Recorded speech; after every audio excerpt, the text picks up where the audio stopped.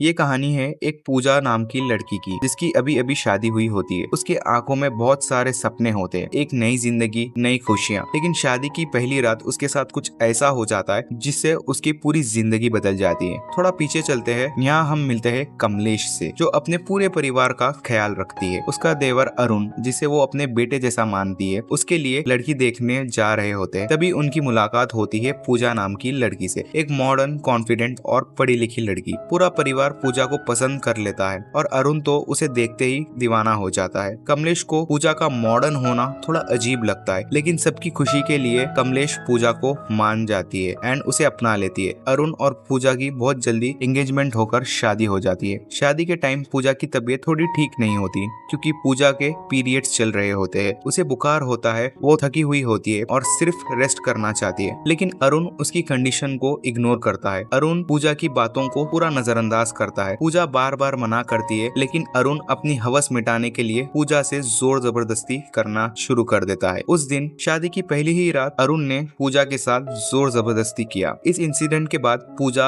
अंदर से कम्प्लीटली टूट जाती है और सबसे शॉकिंग बात यह है, अरुण इसे बिल्कुल नॉर्मल मानता है। अगली सुबह पूजा बहुत डिस्टर्ब होती है। वो अपने सास कमलेश को कुछ नहीं बता पाती और अपने मायके चले जाती है, जहाँ वो अपनी माँ को सब कुछ सच बता देती है। लेकिन पूजा को अपने मायके में भी सपोर्ट नहीं मिलता। उसकी माँ इसे नॉर्मल कहकर उसे वापस अपने ससुराल भेज देती है। मजबूर होकर पूजा वापस आ जाती है, लेकिन फिर से वो रास्ते में कहीं भाग जाती है। कुछ वक्त बाद पूजा पार्क में मिलती है, जहाँ कमलेश भी उसे ढूंढते हुए वहाँ पहुँच जाती है। इस बार पूजा हिम्मत जटाकर कमलेश को सब कुछ सच बता देती है अरुण के हरकतों के बारे में। लेकिन शुरू में कमलेश उसकी बात पर बिलीव नहीं करती। फिर धीरे धीरे कमलेश का मन में डाउट आने लगता है कि पूजा ने सही कहा या गलत। आगे चलकर सिचुएशन और भी सीरियस हो जाती है। कुछ दिनों तक पूजा को फिजिकली एंड मेंटली अरुण बहुत हैरेस करता है एंड जोर जबरदस्ती रात में करने लगता है, जिसके कारण पूजा डिप्रेशन में आकर पूजा अपने प्राइवेट पार्ट्स पर ब्लेड से मार्क करके अपने आप को जख्म पहुंचा लेती है, जिससे अरुण उसके साथ जोर जबरदस्ती ना कर पाए। आगे चलकर सिचुएशन और भी बहुत खराब हो जाती है। पूजा डर और प्रेशर में जीने लगती है और एक दिन वो खुद को बचाने के लिए